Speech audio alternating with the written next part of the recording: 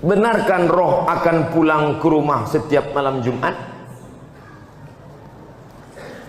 Macam orang balik dari kantor aja.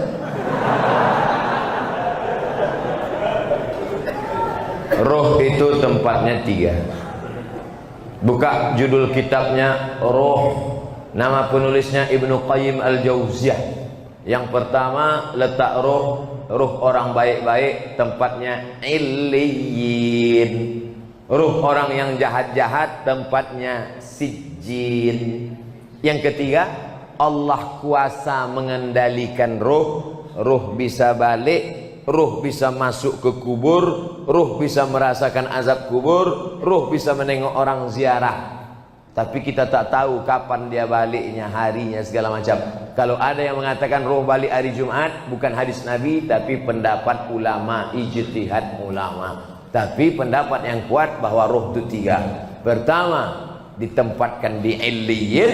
Yang kedua, yang jahat-jahat di Sijjin. Yang ketiga, ada saatnya Allah Maha Kuasa menempatkan dia di mana.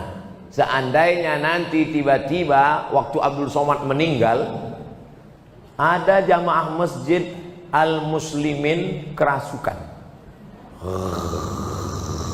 dipanggillah Ustadz Musdar Ruqyah. Allahu la ilaha qayyum la ta'khudhuhu sinatun wa la naum. Aku Abdus Somad.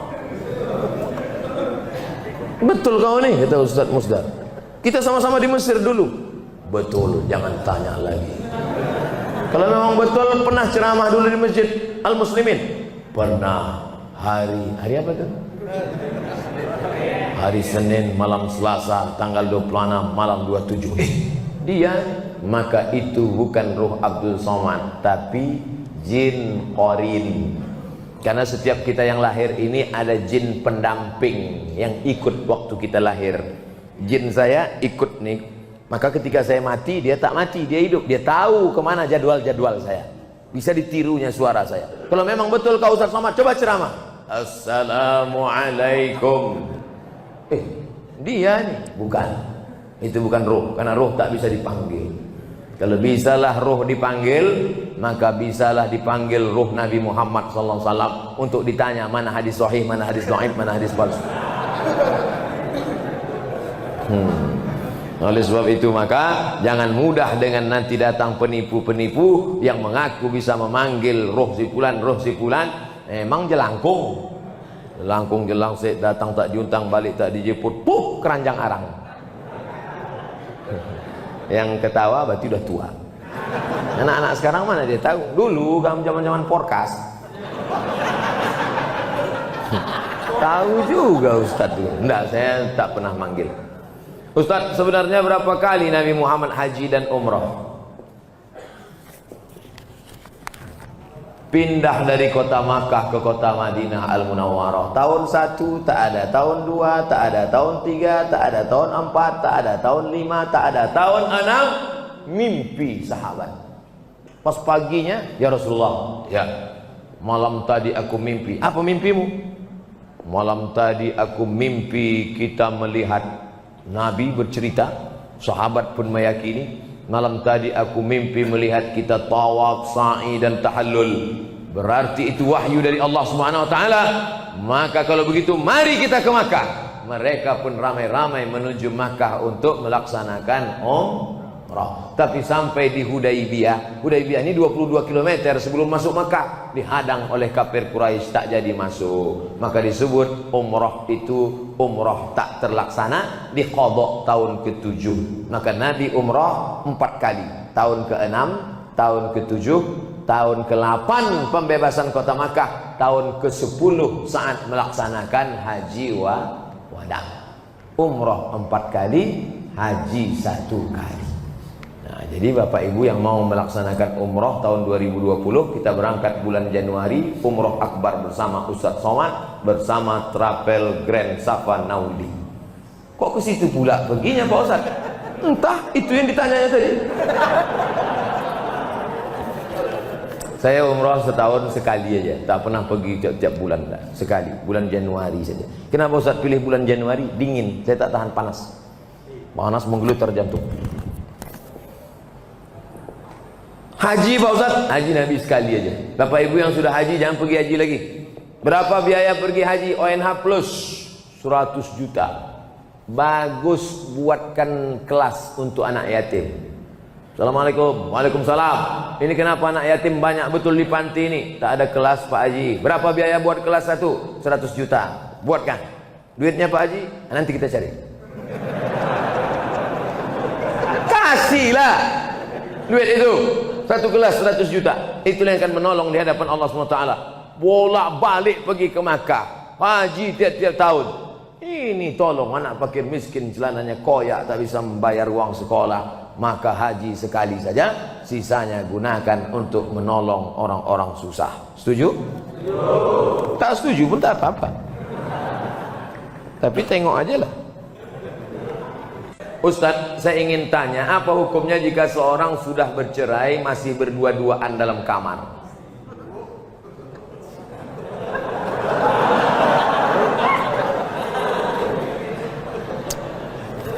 Laki-laki menjatuhkan tolak kepada perempuan, aku cerai engkau talak satu, maka dia masih satu rumah selama iddah 3 bulan, tapi tidak sekamar, hanya pindah kamar. Ku talak engkau talak satu, kau pergi kamar sana, aku kamar sini. Pas malam tuh hujan. Tinggal ketuk aja. I beg to you my dear. Tapi ingat, sudah terhitung talak satu. Yang tak boleh balik itu talak 3. Talak 3 bisa jatuh dalam satu majelis dengan cara 2. Pertama, ku talak engkau, ku talak engkau, ku talak engkau. Jatuh 3. Macam iklan. Atau saking marahnya, ku talak kau 100. Jatuh 3. Makanya laki-laki sebelum kalian nikah, kursus dulu fikih. Jangan cukup nasihat Pak Kua 30 menit sambil tanda tangan ngasih pas foto. Tak cukup. Tak ngerti masalah fikih. Nah, ini dia sudah talak, tapi tak disebutnya, entah masih ada iddah, entah tak ada iddah. Kalau masih ada iddah, berdua-dua dia, berarti itu sudah rujuk. Kalau berdua-dua kalian di kamar tuh, itulah rujuk itu. Rujuk kalian. Anda cuma berdua-dua aja. Rujuklah tuh. Kalau sudah habis iddah 3 bulan, dijatuhkannya talak 1 Agustus, September, Oktober, 1 November, berdua-dua dia dalam, tak bisa lagi, tak bisa rujuk. Rujuknya mesti akad macam nikah dulu. Rukunnya 5, mempelai laki-laki, wali, saksi 2 orang, ada mahar, ada ijab dan qabul. Kata si wali, ku nikahkan engkau dengan anakku dengan mahar sebentuk cincin emas tunai. Sah. Itu namanya pengantin baru stok lama. Apa hukumnya kami menengok mereka berdua? Kenapa kalian tengok?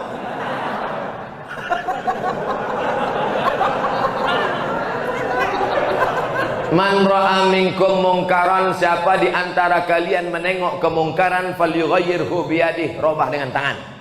Kenapa kalian? Ini kalian udah rujuk apa tidak nih? Pakai tangan kan? Macam-macam tempeleng mati kan.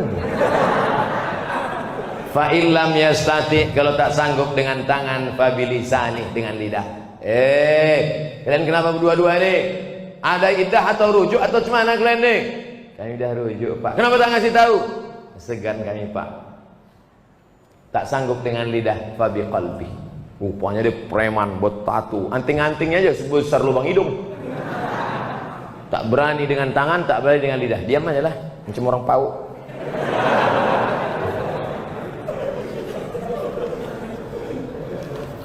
Pak Ustadz yang kami cintai, so sweet. Saya punya teman seorang peruqyah. Peruqyah itu artinya ustadz yang bisa ruqyah. Jangan kedukun.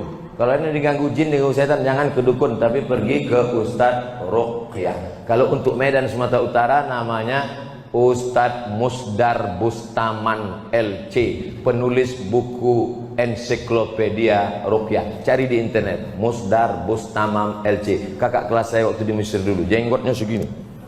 Belum dibacanya ayat kursi, baru nengok jenggotnya, sehat orang.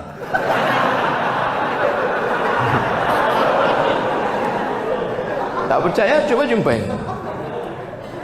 Tapi saya menengok dia jarang sholat, berarti dukun. Apalagi sholat berjamaah. Apakah setiap bacaan yang dibacanya mendapat keberkahan Pak Ustadz? Maka casingnya ruqyah, tapi isinya berkawan dengan jin. Idza ra'aitar rajul, ini kata ulama tasawuf. Idza ra'aitar rajul, kalau kau tengok ada orang yatiru fil hawa, bisa terbang di atas awan, yamsi 'alal ma', berjalan di atas air, terbang di atas awan, berjalan di atas air, jangan kau sangka dia wali Allah, tapi tengok bagaimana dia melaksanakan perintah Allah. Tak solat, wali setan. Solat-solat sikit, wali murid.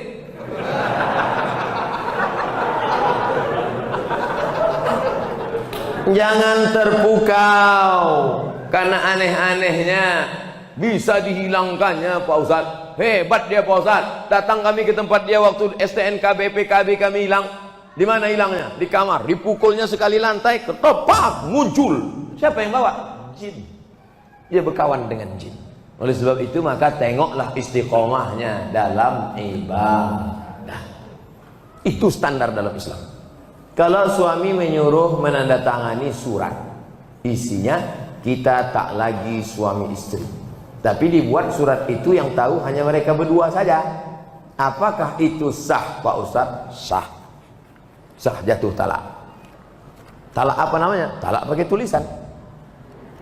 Tapi katanya mesti pakai saksi Pak Ustadz. Enggak, menjatuhkan talak tak mesti pakai saksi.